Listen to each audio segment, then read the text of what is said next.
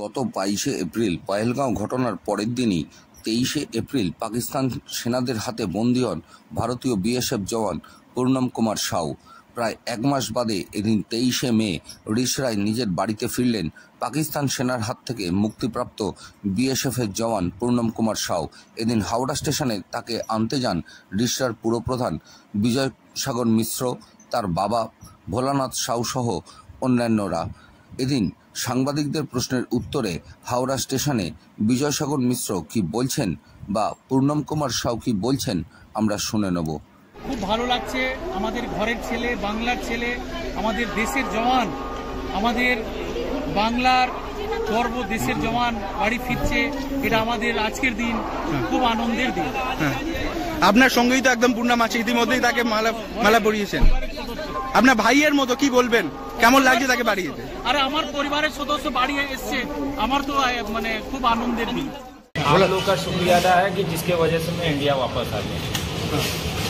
Tension में थे, mummy papa से मिल लिए, सारे बंधुओं से मिल लिए, इससे अच्छा खुशी की बात है। वाइफ से बात हुआ? वाइफ से बात हुआ, बेटे से সারে আপনাদের কৃপা ভালো হলো, আপনাদের আশীর্বাদ দিচ্ছি কি আপনাদের জন্যে আমি ইন্ডিয়াতে দুবারও আমার জন্ম হলো, আর দুবারও আমি বাবা মা ও সবার সঙ্গে দেখা করলাম।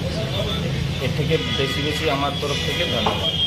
ও তো সবার সঙ্গে ওর বাবা আমাকে জন্ম দিয়েছে, বাবাকে আমাকে জন্ম দিয়েও তো বড় করেছে, চাকরি ফাকরি গেল, তাই তো বাবাকেও তো ফিল হবেই। ওটা তো হয়, সবারই বাবা মা হয়, তাই আমার এই দেশের সীমাতে আমি দাঁড়িয়ে আছি, বাবা মাকে চিন্তা করতে। ও তো সবারই জন্য হয়, যে যেখানে থাকে সবারই সঙ্গে হয়। লেকিন আমি ভালো আছি আপনাদের কৃপা থেকে, এই জন্য চলে দুবারা চলে। আমাদের ফৌজে চাকরি যখন করি তো লিডারে হয়ে ফৌজের থেকে সীমাতে দাঁড়িয়ে থাকি, তাই আগে ফৌজ ভয় খেয়ে গেলে দেশে বাসীকে কী করে ভালো করে শোয়া পড়বে ইয়া সুরক্ষিত থাকবে। আমাদের জন্য তো এই দেশের বাসীতে যত আছে ভালো করে ঘুম করছে, ভালো করে শোয়া পড়ছে। যেদের আমাদের ভয়ে গেলে গেলে আমার ইন্ডিয়া সুরক্ষিত থাকবে না, এই জন্য আমাদের দাঁড়িয়ে দেশের সীমার জন্য সুরক্ষার জন্য দাঁড়িয়ে থাকতাম।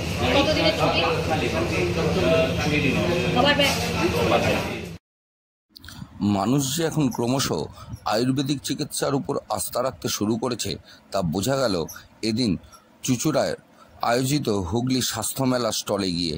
দেখা গেল সেখানে আয়ুর্বেদ চিকিৎসা স্টলের প্রতি বাড়তি আকর্ষণ। গত 1 মার্চ হতে 3রা মার্চ বোলপুরে সুবৃহৎ স্বাস্থ্যমেলা সুসম্পন্ন হওয়ার পরই এই মেলার আয়োজন হুগলি জেলায়। স্বাস্থ্য নিয়ে সুচিন্তিত মতামত নিতেই এই মেলাকে আঁকড়ে ধরতে চাইছে এলাকার মানুষজন। 3 দিনের এই মেলায় স্বাস্থ্য বিষয়ক পরামর্শ, চক্ষু পরীক্ষা, স্বাস্থ্যসেবা এবং সহযোগিতা পাবে এলাকার মানুষ। একথা মেনে নিতে হয়, কারণ এই স্বাস্থ্য মেলার সাথে যুক্ত স্থানীয় পৌরসভার ভারপ্রাপ্ত কাউন্সিলরগণ।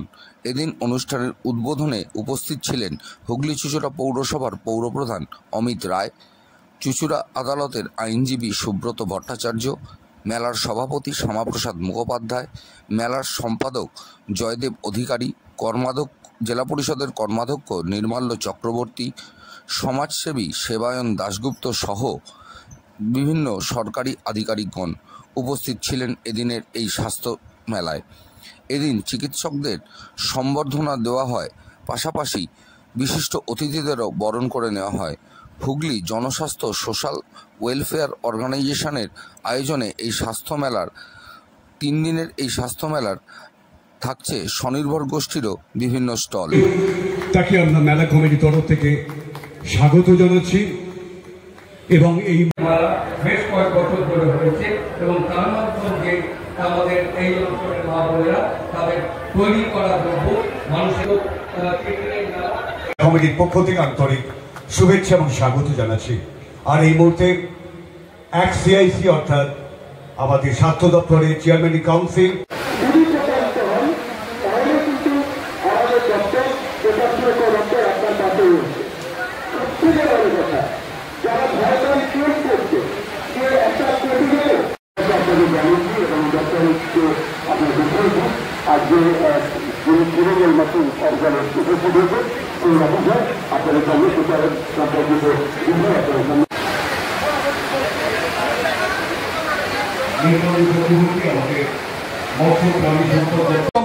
স্বাস্থ্য মেলা।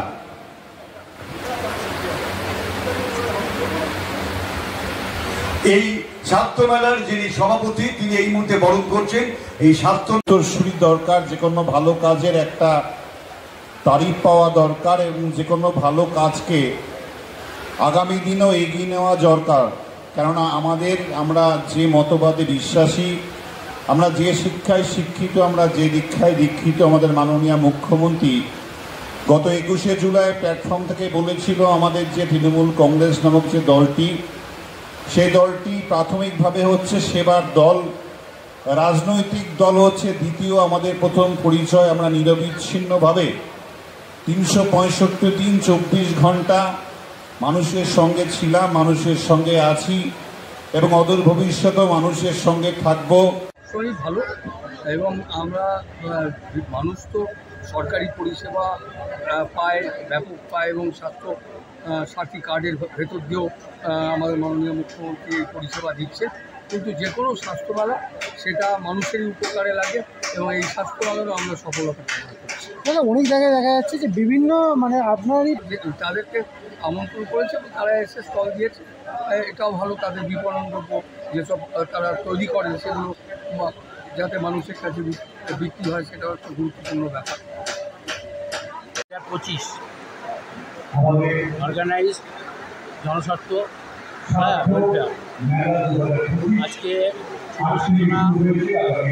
আজকে আমাদের রাউন্ডে অনুষ্ঠিত হলো। কিছুদিনের মধ্যে আমাদের মন্ত্রী ঘাসেরাম মান্না মহাশয় উনি আসবেন, বিধায়ক অশোক মন্ডল আসবেন, সবাই এসে এই অনুষ্ঠানে যোগদান করে অনুষ্ঠানটিকে সাফল্যমণ্ডিত করবে এবং উদ্বোধন আর কিছুক্ষণের মধ্যে শুরু হবে।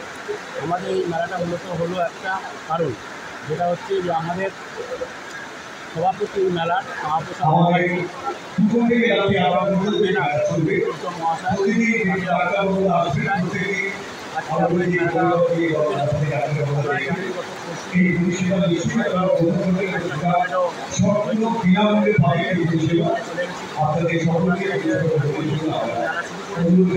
সাধারণ মানুষ এখানে বিভিন্ন সেমিনার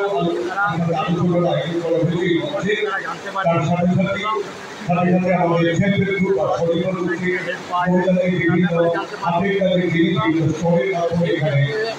প্রদর্শিত হয়েছে অর্থাৎ এক্সিবিশন হয়েছে, ঠিক একভাবে ইচ্ছে করে আপনারা বিভিন্ন সুবিধা পাইয়ে দেওয়ার জন্য, এছাড়া অন্যান্য ব্যাংক লোনের মাধ্যমে কীভাবে তারা বড় বড় চিকিৎসা করতে পারে তার ব্যবস্থা করে দেওয়া, সব ব্যবস্থার জন্যই আজকে মেলাটা আমরা আগামী দিনে যাতে মেলা আরও বড় করতে পারি এবং আমাদের ইচ্ছা আছে বিশেষভাবে মেলাটা করার। আমরা 5 বছরকে তৈরি করেছি মেলাটা, তবুও আমাদের চেয়ারম্যান থেকে আমরা উদ্বোধন করলাম। চেয়ারম্যান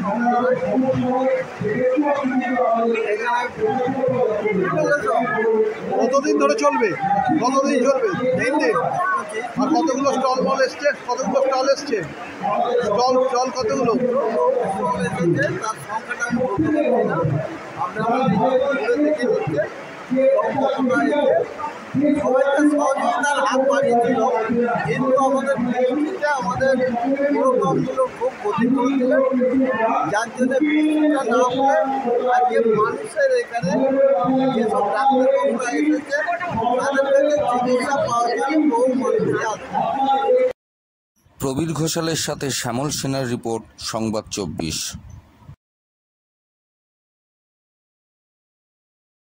পশ্চিমবঙ্গ রাজ্য সরকারি কর্মচারী ফেডারেশনের স্বাস্থ্য শাখার উদ্যোগে এদিন চুঁচুড়া ইমামবাড়া সদর হাসপাতালে হয়ে গেল এক রক্তদান উৎসব।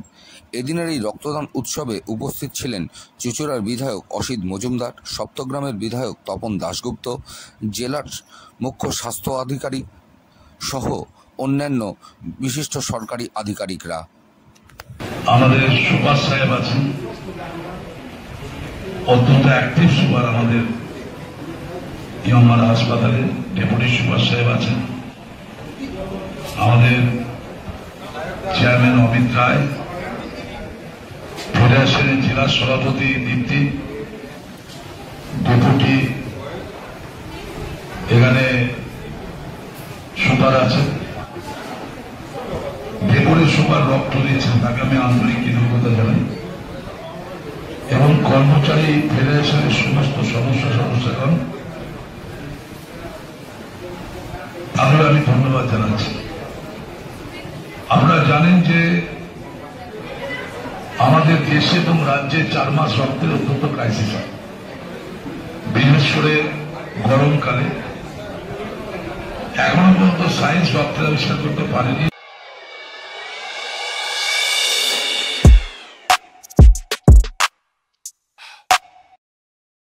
হাইকোর্টের নির্দেশে তারকেশ্বরের তেঘরি গ্রামের রক্ষা কালীমাতার বাৎসরিক পুজোর অধিকার পেল তারকেশ্বরের হালদার পরিবার। জানা গেছে বিগত কয়েক বছর ধরে এলাকারই কিছু মানুষ এই মন্দিরের দখল নিয়ে তারাই বাৎসরিক পুজো থেকে নিত্য পুজো করে আসছিল। এরপর নিম্ন আদালতের রায় পেলেও তারা মন্দিরের দখল নিতে পারছিল না। অবশেষে হাইকোর্টের রায়ে তেঘরির রক্ষা কালীমাতার মন্দিরের অধিকার এবং বাৎসরিক পুজোর অধিকার পেল তারকেশ্বরের হালদার পরিবার। এ বিষয়ে কি বলছেন হালদার পরিবারের আইনজীবী, আমরা শুনে নেব। তেঘরির ঐতিহাসিক এবং বিখ্যাত রক্ষা কালীমাতার পূজার যে সমাজবিরোধীরা এসে বাধা প্রদান করেছিল এবং সিভিল কোর্টের অর্ডার হয়েছিল যে ওনারা পুলিশ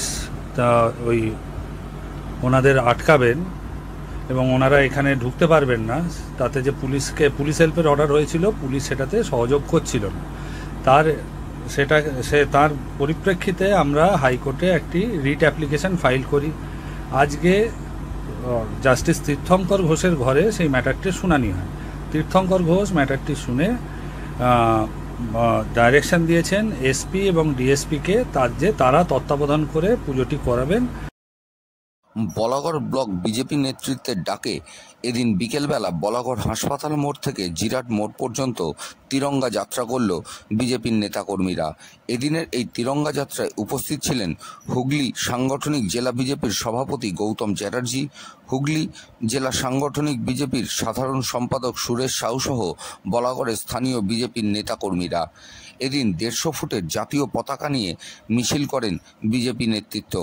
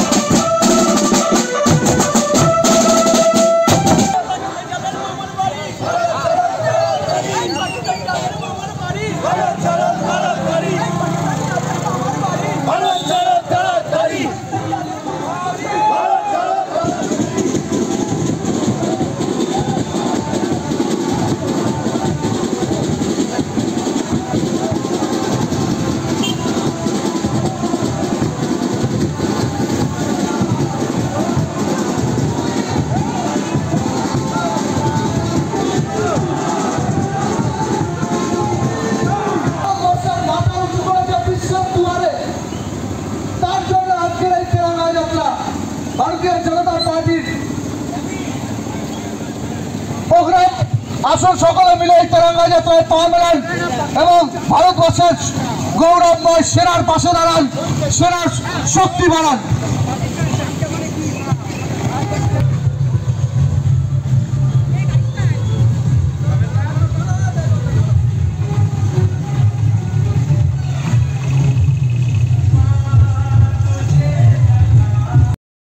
আরামবাগের এক ডিজিটাল মিডিয়ার সাংবাদিককে খুনের হুমকি দেওয়ায় আরামবাগ জেলা প্রেস ক্লাবের পক্ষ থেকে প্রশাসনের দ্বারস্থ হলো সাংবাদিকরা।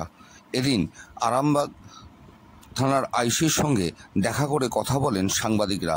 পরে এ বিষয়ে আরামবাগ জেলা প্রেস ক্লাবের সাংবাদিকরা কি বলছেন আমরা শুনে নেব। আমরা আরামবাগ থানায় এসেছিলাম আরামবাগ জেলা প্রেস ক্লাবের পক্ষ থেকে, কারণ আমাদের আরামবাগ পোস্ট ডিজিটাল মিডিয়ার সাংবাদিক সুরজ আলী খানকে এক টোটো ড্রাইভার কাম নেতা হুমকি দিয়েছিলেন, এবং শুধু হুমকি দেওয়া নয়, যে কোনো সময় প্রাণনাশের একটা প্রচ্ছন্ন হুমকি ছিল, গালাগালাজ করেছিল, নানা রকম ব্যাপার হয়েছিল। সাংবাদিকদের যে সহজে চমকানো যাবে না, সেটা কিন্তু আরামবাগ জেলা প্রেস ক্লাব আগামী দিনে বুঝিয়ে দেবে। আমাদের সমস্ত সদস্যরা একসাথে লড়ছে এবং এর একটা বিহিত করে ছাড়বে। আমরা সেই বিষয় নিয়েই সুরজ আগেই আরামবাগ থানায় অভিযোগ দায়ের করেছিল, এবং সেই বিষয়টা আমরা আরামবাগ জেলা প্রেস ক্লাবের পক্ষ থেকেও আইসি সাহেবকে লিখিতভাবে জানিয়েছিলাম। আজকে এসেছিলাম এখানে আরামবাগ থানাতে বিষয়টা খোঁজ খবর নিতে, এবং সেখানে আলোচনা সদর্থক হলো, এবং আইসি সাহেব পুরো বিষয়টা দেখবেন এবং প্রয়োজনীয় ব্যবস্থা গ্রহণ করবেন আশ্বাস দিয়েছেন।